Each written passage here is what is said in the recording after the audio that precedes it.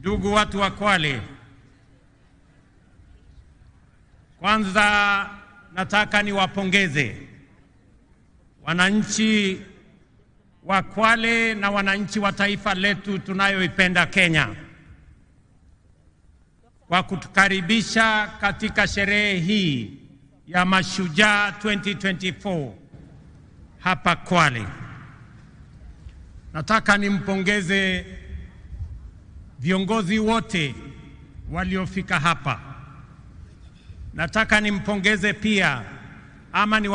pia viongozi wote wa Kwale hii wakiongozwa na Mama Governor Fatuma Achane.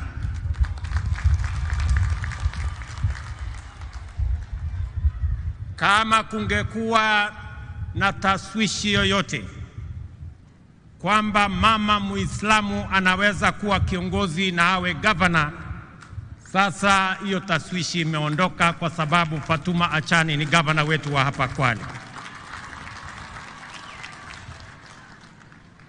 We can now confirm without a doubt that women leadership has a firm place in the Republic of Kenya. Pia leo asubuhi tumekuwa na jambo la kihistoria tena. Kwa mara ya kwanza katika taifa letu, mwanajeshi mama kuongoza sherehe hii, Luteni Kanali Faith Mwangandi. Huyo mama hapo, mpigie makofi jameni. Kudhihirisha tena kwamba mama wanaweza kufanya kazi zote. And that is why we, the people of Kenya, are proud defenders of our freedom and aspire to become and remain free and sovereign. These were the foremost attributes of the first generation of freedom fighters who faced the monster of imperial domination with unflinching courage and commitment to prevail, even if it cost them everything, including their very lives. From them, we have a fine model that has inspired generations of selfless patriots and continues to inspire us today as we do our part in nation building. From them, we have learned that to be free, we must be united as one family that draws its strength from the unique contribution of its. We must see each other as equals, treat each other justly, and leave no one behind. We, the people of Kenya, know that just like our ancestors, we have what it takes, including the values, principles, and commitments that define Ushujaa, to break free of oppression, humiliation, poverty, and indignity. We know this because for our nation to be free, brave men, because everywhere you go in Kenya, the echoes of heroism, histories of sacrifice, and legacies of historic struggle by ordinary people who achieved extraordinarily endure to date. Our heroes did not hail from one village or speak one language. Our heroes are numerous and diverse, united by a principled commitment to confront an unjust, exclusive, and oppressive system in pursuit of a noble vision of national liberation. This unity of purpose motivated the icon of courage, Mekatilili wa Mwenza, and her generation of champions from every part of Kenya to resist colonialism, as well as Ronald Ngala and his fellow freedom fighters who advocated independence and decentralized government, which was an early fashion of devolution. In confronting colonialism, Mekatilili Wamenza did not seek to free her village or region from occupation by a community. Instead, she resisted the structures and institutions of a system of exploitation and tyranny in the knowledge that defeating it would free a whole nation. This is the same spirit embraced by our freedom fighters, such as Otenyo Nyamantere and Mora Ngiti from Kisii, Wanameme Masinde in Bungoma, Oigo Paul Agwech and Oyuko Fipi Ambio in Kisumu, Igogi Teresa Kiambi in Meru, Kalondu Matheka Mbalu in Makueni, and many others. The great lesson that has been passed down to us from their era, and which we must faithfully transmit clearly and boldly to the future generations, is that every citizen of Kenya is a full and equal member of our political community, entitled to make a contribution to nation building, and with an inalienable right to a full, just, and fair share of all the benefits that accrue from our development. No proposition to discriminate or to unjustly diminish one while enlarging another's right is admissible anywhere. Therefore, any formula seeking to exclude, alienate, or disenfranchise any person, group of community for any reason is repugnant to the very essence of our nationhood. We are one people, and Kenya is one united, indivisible, and sovereign nation. Ladies and gentlemen, freedom came at great cost and was won against overwhelming odds. It called for a capacity to embrace immense sacrifice and willingness to pay the ultimate price. We remember them and appreciate their sacrifices.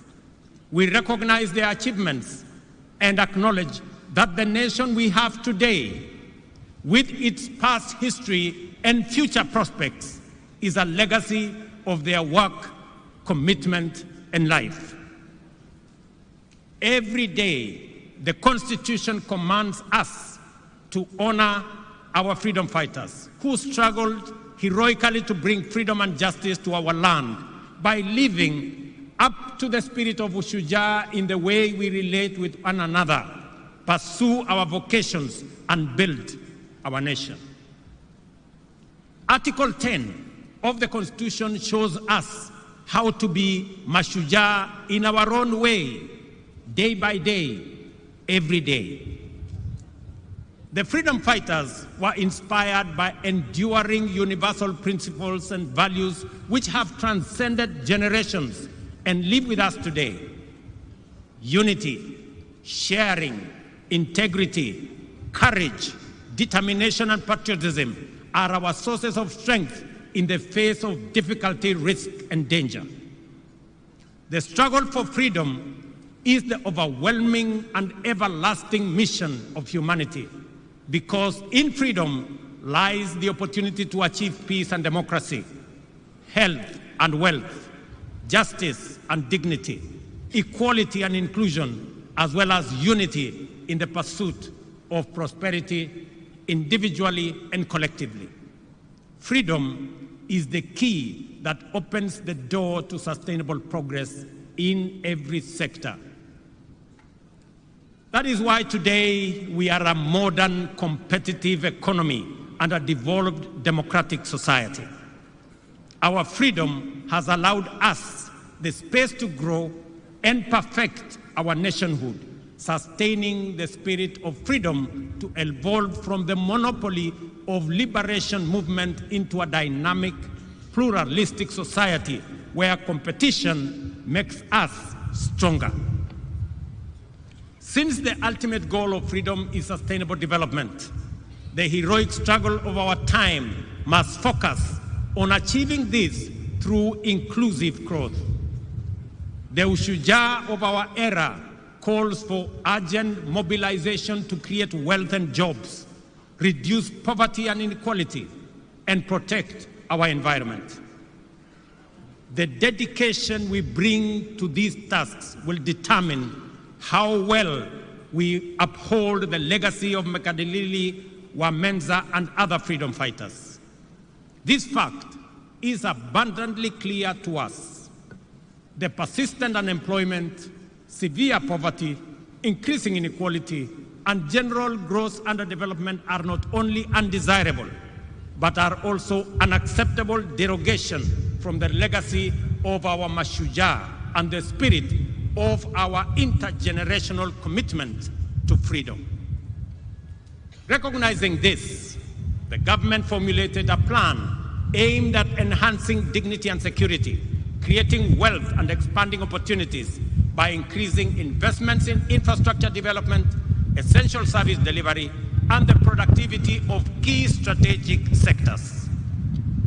The bottom-up economic transformation agenda is Kenya's economic freedom charter, which mobilizes unprecedented levels of investment into the most impactful sectors in providing essential public services inclusively and affordably, multiplying incomes and creating millions of new, good jobs for our many well-educated and highly skilled young people.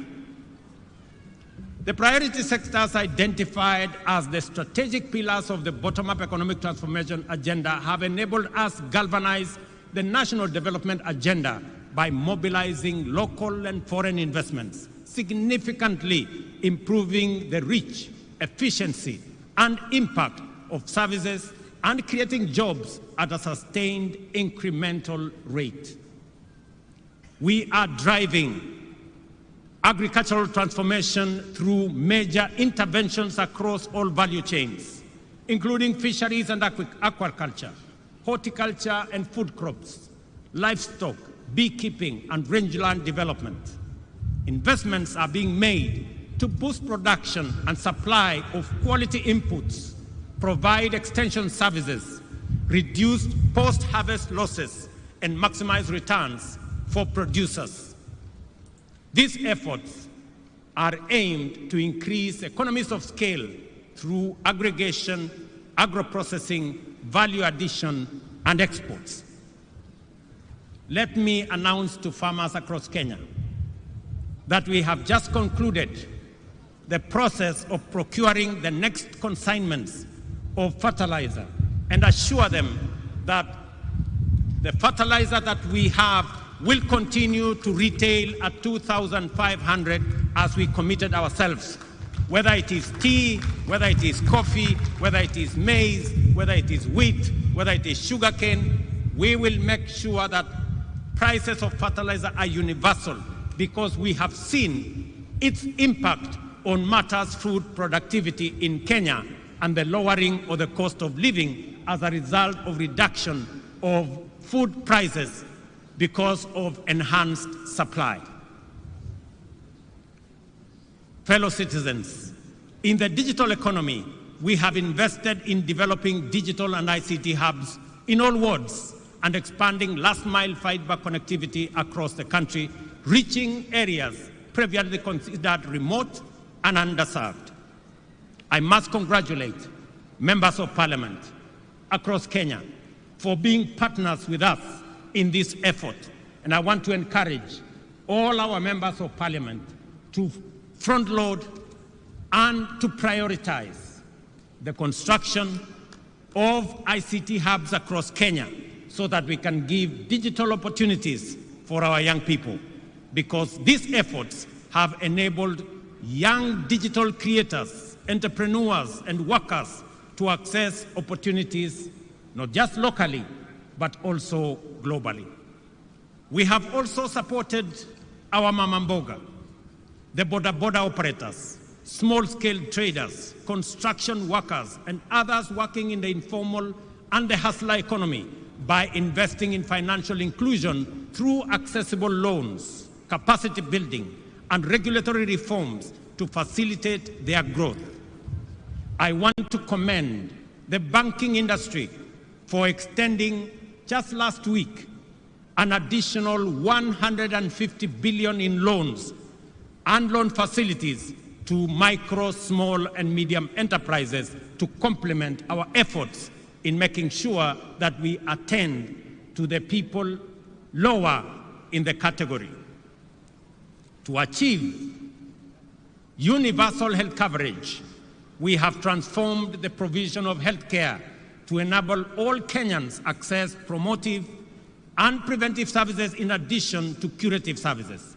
First, under an all-inclusive social health framework, and also through programs like Afya Bora Mashinani, which has onboarded over 100,000 community health promoters who provide health care directly to people in their homes. Ladies and gentlemen, today marks the conclusion of Boma Yangu Week, launched last Monday to celebrate the achievement of our affordable housing program. Throughout the week, we showcased significant progress in advancing this ambitious agenda, which aims to transform lives and livelihoods by providing affordable, decent homes for millions of Kenyans. On this Mashujaa Day, we recognize key initiatives such as the Kenya Urban Resilience Project, the Kenya Informal Settlements Improvement Project, and the National Climate Resilience Program, otherwise known as Climate Works. Under our bottom-up economic transformation agenda, we are committed to striking a major blow for the freedom struggle of our time by eradicating the shame of hunger in the land of plenty, taking decisive measures to significantly reduce poverty, providing all Kenyans with high-quality health care, and enhancing dignity, well-being, and standards of living for everyone.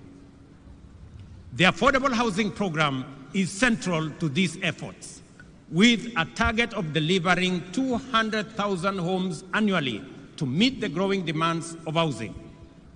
This initiative aims to tackle the deficit that has left many Kenyans living in insecure, unsanitary, and poorly constructed dwellings, and also fostering the growth of sustainable communities and generating jobs and opportunities across many other sectors. We all know that the future is urban. 60% of our population, not just in Kenya, but globally, will be living in urban areas. That is not a choice we can make. That is what's going to happen. But we can make a choice as to what kind of living, what kind of settlements these 60% of our citizens who will be living in urban areas, how they will live. Either they will live in slums or they will live in decent dwellings. It is our choice and the choice of our generation to make sure that when we undergo this process, which is inevitable, and we have communities that are urban, they will be living in decent livelihoods. The progress so far is remarkable. 124,000 housing units are at different stages of completion across 75 sites in 37 counties. These projects include homes also for the military, police, and correctional services. I am happy that the students have participated in designing student accommodation. And congratulations to the students who came, the 60 of you who have participated in that process. Here in Kwale County, I am also happy that the Matuga Affordable Housing Project is underway, creating daily employment for over 200 workers. Similarly, the Diani White House project is under construction and is also generating more jobs and more opportunities. Boma Yangu, a key platform in the program, exemplifies our commitment to economic empowerment and improving Kenya's quality of life. This online portal aggregates housing demand with over 547 registered users, of whom 52,000 have collectively saved more than 2.3 billion towards home ownership. These numbers represent real individuals striving to achieve their home ownership dreams. For example, Joseph Cairo from Ruiru, who began saving on Boma Yangu and has now accumulated an impressive 895,000, more than half the cost of a one-bedroom unit. Similarly, Jemima Nyaboke, a businesswoman living with disability in Nairobi, has saved 650,000, steadily and surely bringing herself closer to home ownership. Jane Mumbi Mushina, a widow and a mother of two from Nakuru, will soon move from her rented unit, which costs 1,500 monthly, to her own one-bedroom home after patiently and with determination saving for it. Likewise, David Gagiri, a 44-year-old Juakali artisan and a father of and nearing the completion of his savings to move into his own house. These stories illustrate how the affordable housing program is empowering ordinary citizens, affirming their dignity and opening pathways for financial independence. In December this year, just a few months from now, we will achieve a major milestone by handing over 1,080 new studio units at the Mukuru Meteorological Site in Nairobi, with mortgages priced at 3,200 per month. This is to citizens who today pay the same amount but live in a slum. Rent that does not qualify them to own the dwelling finally.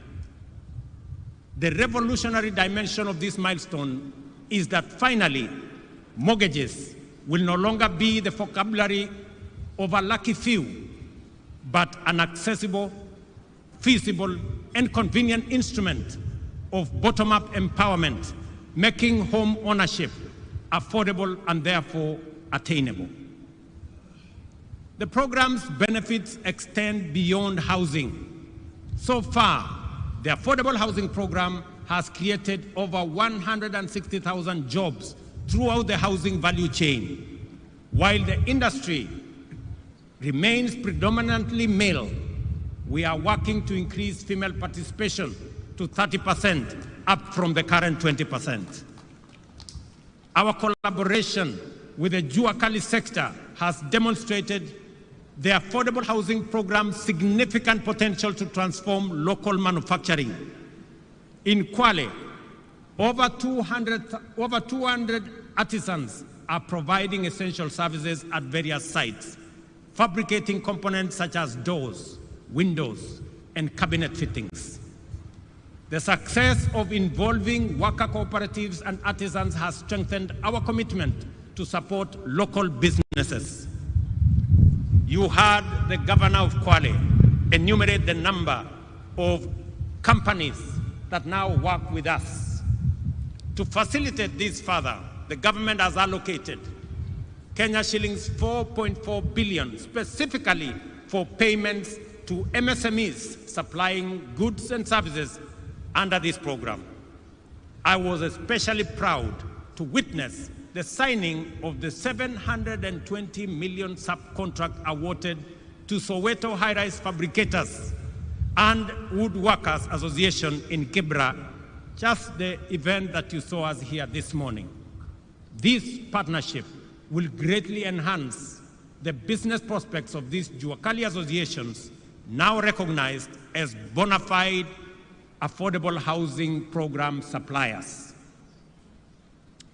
Ladies and gentlemen, on this day, it is important for us to remember that the objective of the freedom struggle was for the citizens of Kenya to have full rights and opportunities to live in dignity and achieve a high standard of living with security, health, and wealth. As we implement affordable housing program, therefore, we must at the same time move quickly to complement it with initiatives that promote health and well-being and secure work and livelihoods. Thus, healthcare remains a priority under our bottom-up economic transformation agenda. We are advancing the scope of the universal health coverage to give every Kenyan access to promotive, preventive, curative, and emergency services. Through the Social Health Insurance Fund, citizens will contribute and access comprehensive healthcare benefits, and those who are categorized as not being able to pay, the government of Kenya will step in and pay for them. The value for money in this scheme will be undeniable once the migration from the National Health Insurance Fund is completed and the fund is fully operational.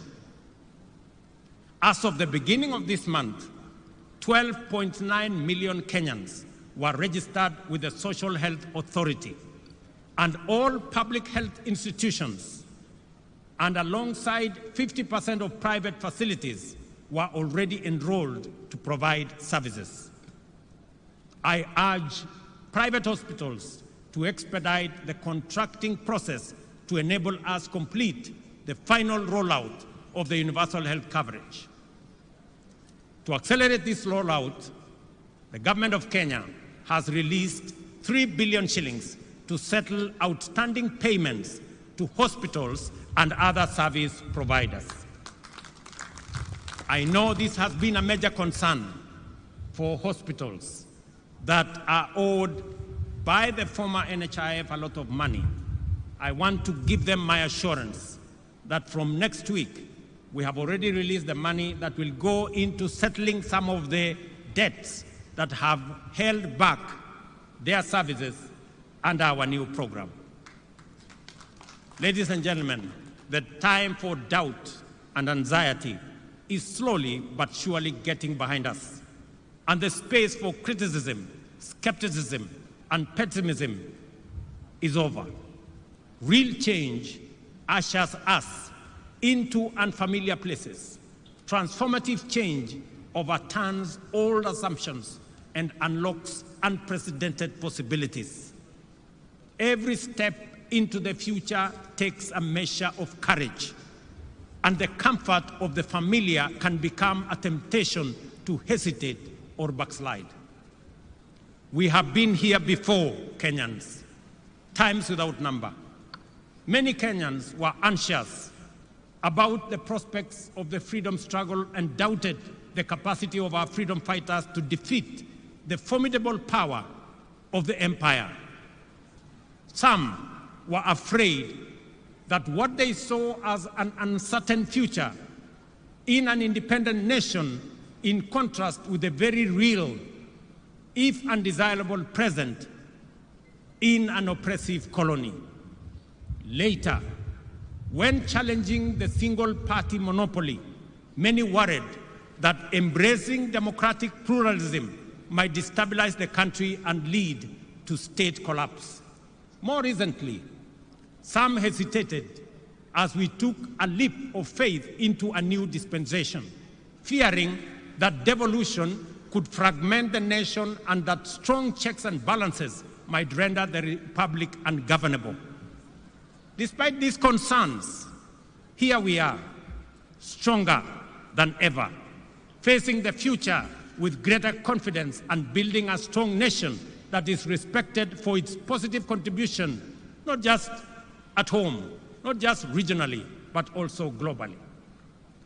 Independence, multi-party democracy, and our progressive constitution have made Kenya stronger, enabling our country to move forward and upwards, even in the midst of unprecedented challenges. What we have learned from Kenya's history of freedom struggle is this: we must not allow the fear of change to imprison us in the past, and we must have greater faith in our collective capacity to achieve inclusive transformation and usher in progress that leaves no one behind. I call on all Kenyans.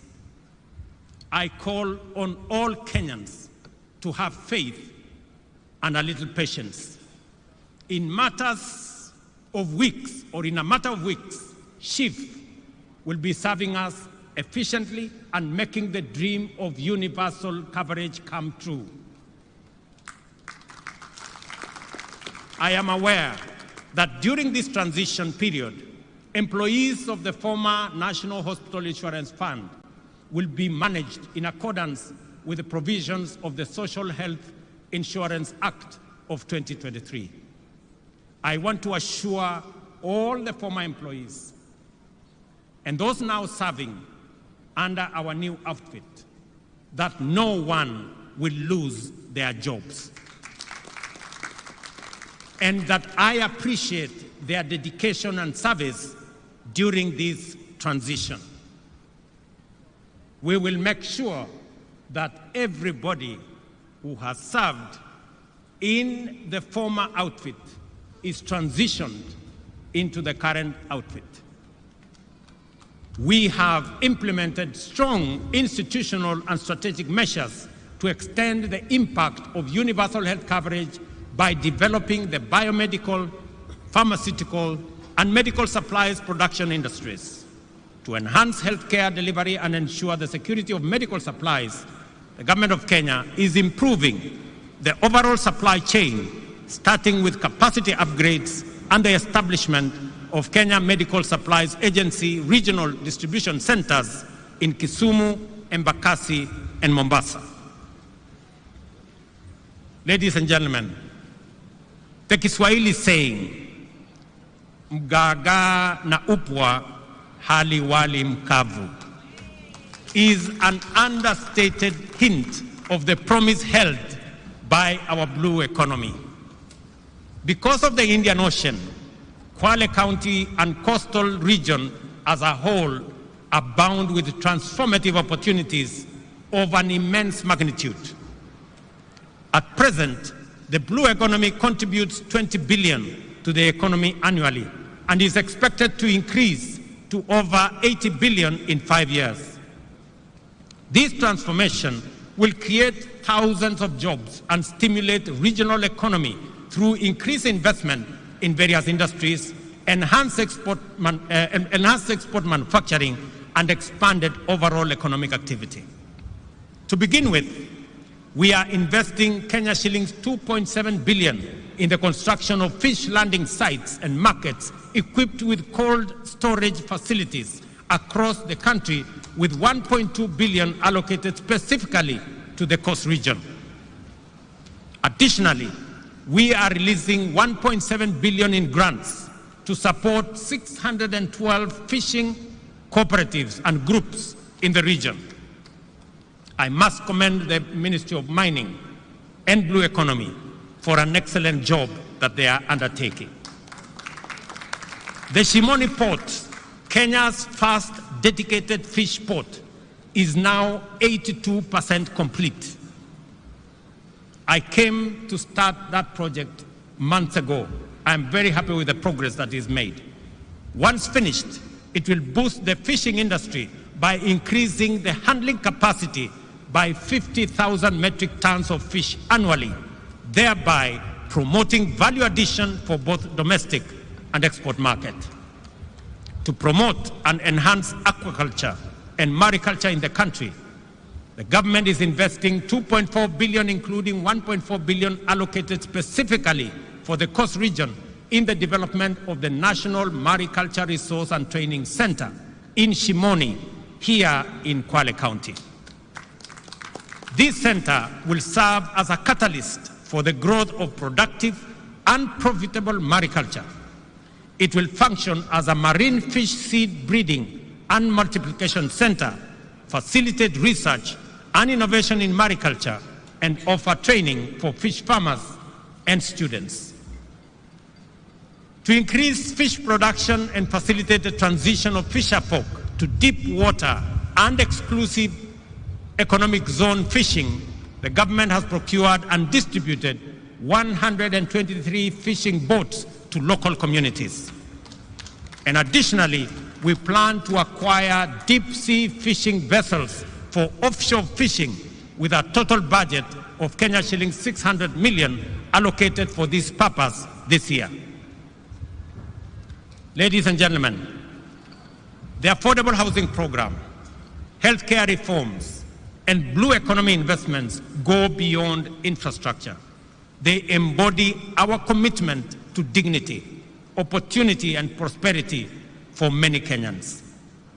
We invite the private sector to join us and drive up the scale of these initiatives to provide opportunities for more Kenyans to take part in achieving lasting transformation. Together, we are building a brighter future where every Kenyan has the opportunity to thrive and winning the freedom struggle of our time. Let us remember the example of our first Mashujaa and be inspired by their values, achievements, and legacy. Let us do our part to promote national cohesion and inclusion and to combat division, tribalism, and exclusion. Let us remember that without unity, our freedom and our future would be under threat. Together, we are unstoppable in pursuit of our aspirations and immovable in the face of any challenge. By embodying, championing, and defending our national values and principles of governance every day, we will be able to live up to the monumental legacy of Mekatilili Wamenza and other heroic men and women who blazed the trail for the patriots who followed and built a nation that present and future generations will be proud of. I am encouraged by the bravery, diligence, and loyalty with which Kenyans of all walks of life undertake their profession and social tasks, fighting crime and terrorism, defending the nation's territorial integrity, treating the sick, feeding the nation, teaching our children, and serving the needs of underprivileged citizens. To you all, I convey the gratitude and appreciation of all Kenyans. It is in these things that heroism lies. The fact that we must do them every day doesn't make them any less heroic or extraordinary. Ushujaa is doing ordinary things in extraordinary ways.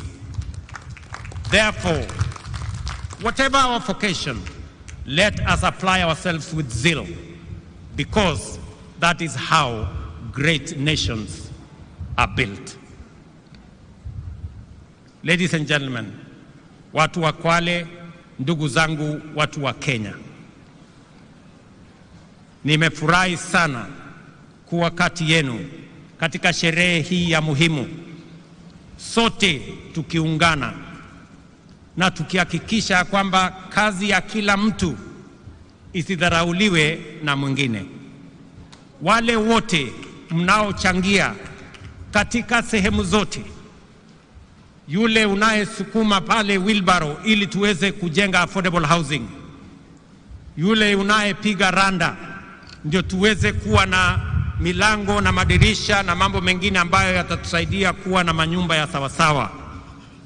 Walimu pale shuleni mnapojitolea kufundisha watoto wetu, wakulima shambani wanaofanya bidii ndio tupate chakula, askari wetu ambao wanasimamia usalama wa taifa letu la Kenya, wafanyabiashara wetu ambao wanafanya bidii wakiamka mapema. Nyinyi wote ni mashujaa wa taifa letu la Kenya kwa zile majukumu mnayofanya. Nataka niwaeleze ndugu zangu wa Kenya ya kwamba nchi hii tutaijenga na mikono yetu na nguvu yetu na bidii yetu, kwa sababu nchi hii haiwezi kujengwa na wageni, haiwezi kujengwa na wengine. Sisi, hii ndio nchi Mungu ametupatia, na ni jukumu la kila mmoja wetu mahali popote ulipo.